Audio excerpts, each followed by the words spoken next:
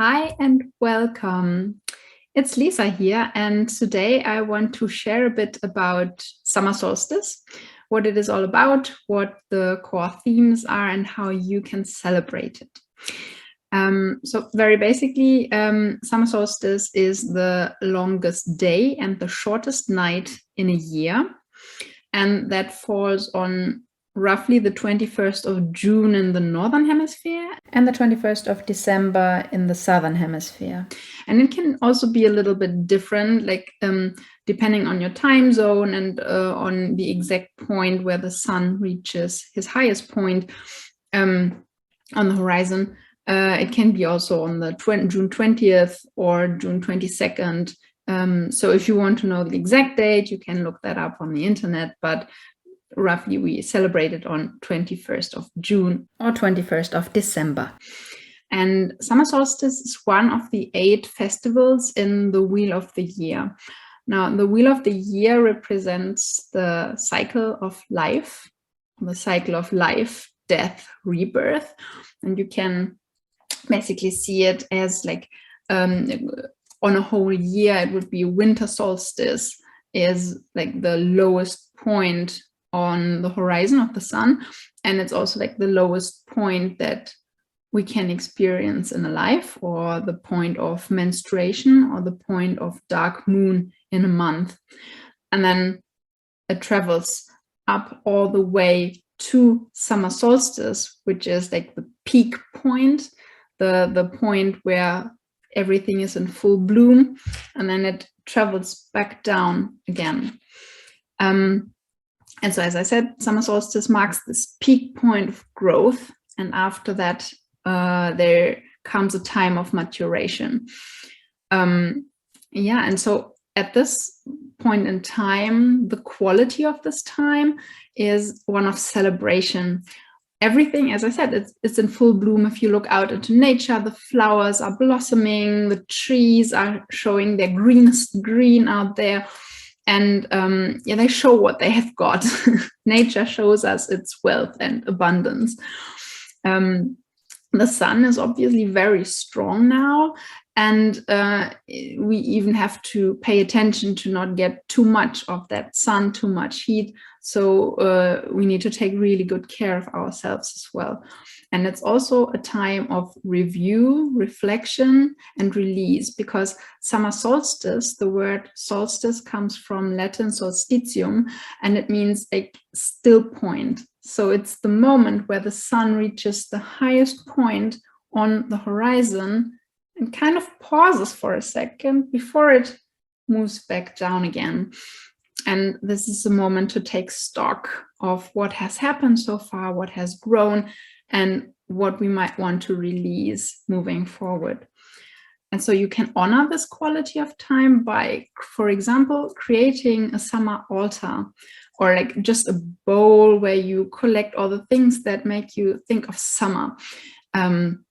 Could be, or you put a bouquet of fresh flowers onto the table that you can even pick yourself, like wildflowers. And you just, every time you look at it, whether it's a bowl or an altar or a flower bouquet, you just look at it and you can soak it in almost, this air of celebration, of abundance, of beautiful colors, and life is good, basically.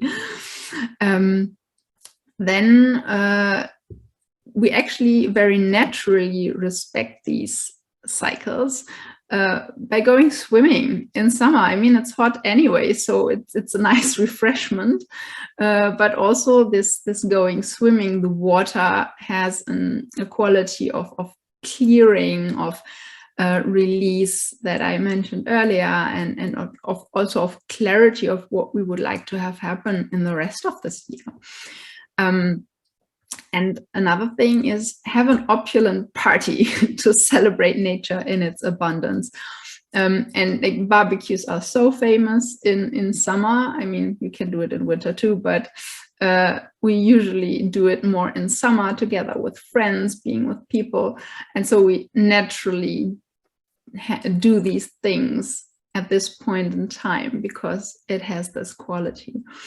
And then, of course, music and dance, which often go together with these parties, really having maybe a drumming music or some wild dances to celebrate life. And fire is an important piece because the sun is represented by the fire, and the fire is also a transformative power because we can help us release.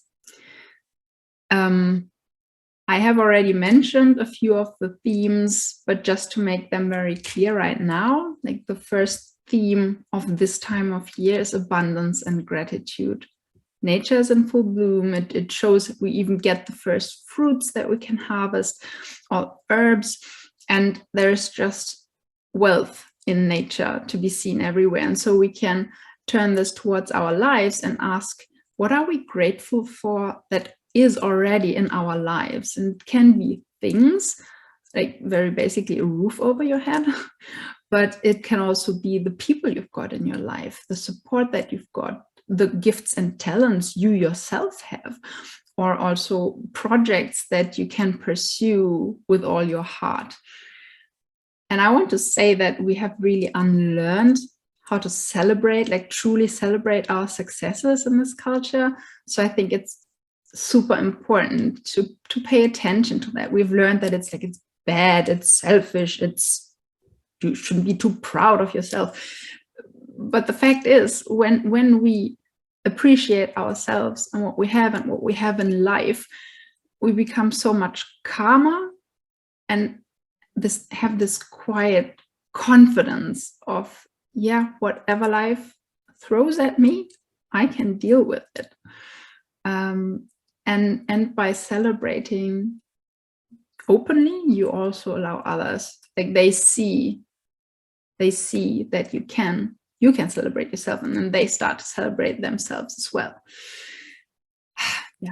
And the second main theme of this time is letting go. As I said, it's kind of it's a turning point right now with the sun reaching its peak, and now we can kind of weed out what has grown and what we no longer want. So we know what this first half of the year has brought us. We maybe have some clarity around beliefs or anything that's still holding us back, and we can say, okay, I no longer want this. I choose to let that go. And because this process allows you to make space for new things to come into your life. And again, in this society, this culture, we very often forget this part of letting go and releasing. Autumn, you could say. We don't do it because around us we get a lot of messages of more is better, faster, whatever. And so we forget to stop and ask, but do I really need that, or do I really want that in order to feel happy in my life? And so this is a really good point in time to think about and feel into. No, this actually holds me back. It doesn't bring me joy. So I'm grateful that it got me this far, and now I release it. And I think that's another thing where we often get mixed up. It's not about, ooh, that's bad, why did I take it? Like, because our mind goes like, why did I keep it so long? And oh my God, I'm such a stupid person for having held on to this so long. No, it's what helped you get to this point. And you can be grateful for that. And now it's time to let go, so we can be a little more relaxed around this. And I know it's easier said than done from my own experience, but I say this as much to remind myself that letting go can be a relaxing process, it doesn't have to involve shame. It can be just the natural rhythm of life to let go, so there is room for something new to grow in your life. And then the third core theme is that of caretaking and maturation. Because right now is not time for harvesting. Right now it's time for celebration. And it's about taking care of yourself and taking care of others. So don't forget to take care of yourself too. And this is important because, as I said, the sun is so strong and hot right now, and too much heat, whether it comes from the physical sun or whether it comes from the stress or the felt obligations that we have or the real obligations that we have, it can burn things, and at worst it can burn our zest for life. So we have to be really careful that we don't get too much. And maybe like, pause for a second every now and again and just feel what's inside. Okay, what's present right now? What's present in me and my body right now, and what do I need? What do I need for support right now? And then allowing yourself to need that and giving it to yourself, like respecting your own needs.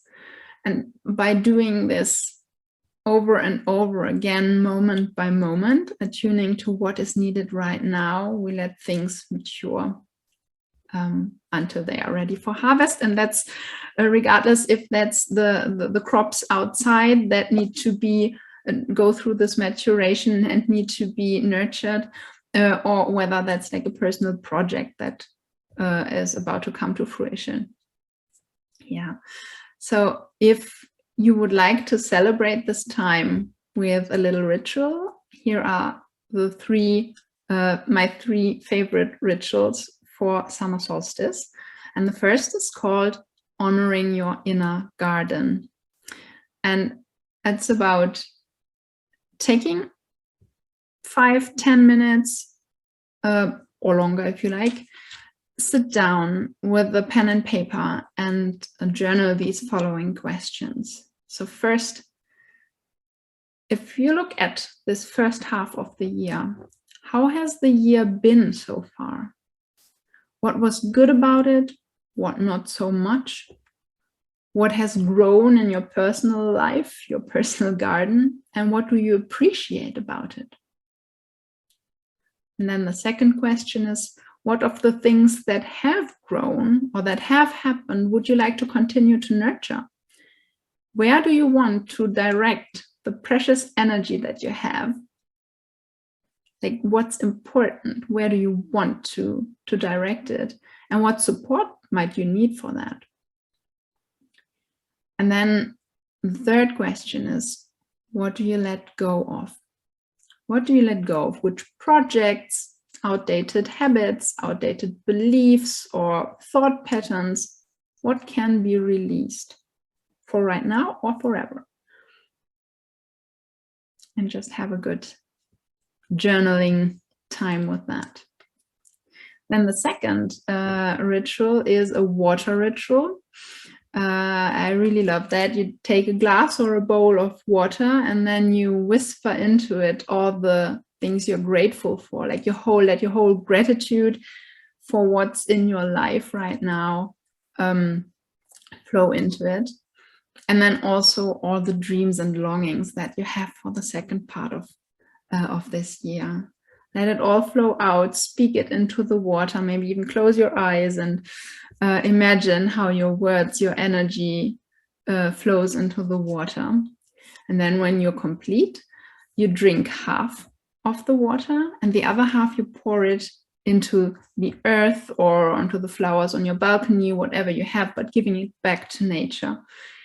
And what's so fascinating about water is that water stores memories. And so by speaking these words into the water and then drinking it, you kind of infuse your own cells with your gratitude, but also with your dreams and longings for the second half of the year. Yeah. And the third ritual is a fire ritual that you can do either on your own or together with friends. And you can gather firewood and light a fire or do it in a fire pit, whatever is safe for you and nature. And maybe you even like to weave wreaths or with herbs or with flowers and put them in your hair. And then you play some music, you have a good time, maybe even drum yourself and have some wild dances around the fire, shaking out everything, like shaking off anything you no longer want to carry. And then later, after you've celebrated, sitting around the fire together and like whispering your dreams into the fire, but also sharing how the year has been so far, what went well, what didn't go so well, and what you would like to release into the fire so it can be transformed. And if you want to learn more about summer solstice, I have linked to an article of mine in the description or in the show notes. And if you would like to connect with the cycles, whether it's your own menstrual or moon cycle or the cycles of nature, if you would like to connect with them more, I do write a weekly-ish newsletter called Soul Mail, where I support you doing exactly that, like reminding you of the different phases, so you can get in touch with your own body, with your own wisdom more and more, and lead your life from that powerful place within. So I have linked the sign up page below this in the description or the show notes as well. And now over to you. What piqued your interest about anything of what I shared? Do you celebrate summer solstice? Do you maybe even have other rituals that you would like to share? And I invite you to just share them in the comments, or even if you've got any questions, share it in the comments or write me a mail at lisa@lisa-yara.com. And see you next time. Much love.